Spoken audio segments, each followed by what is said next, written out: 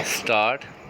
The PTI government has referred the controversial electoral reforms bill to a joint session of parliament where it intends to bulldoze it through despite all objections from the opposition benches.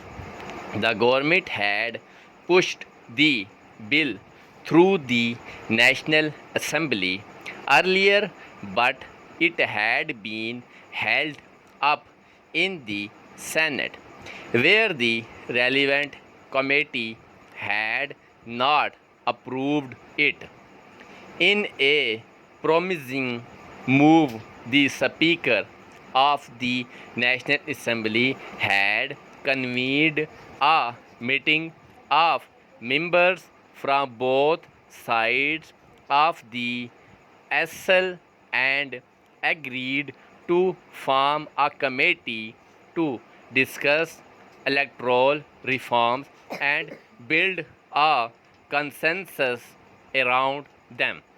However, now it appears the government has decided to revert back to bulldozing the bill through the joint session, where it has the required numbers and making it into a law. This spells trouble.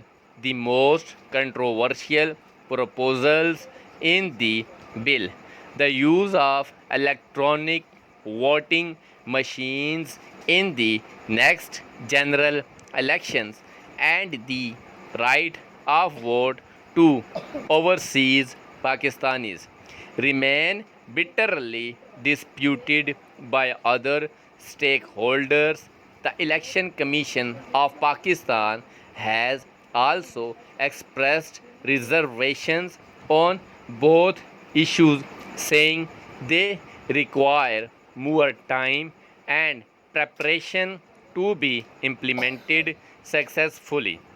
The government, however, has thrown the gentled, and the opposition members stated unequivocally on the floor of the House on Wednesday that the elections had already become controversial.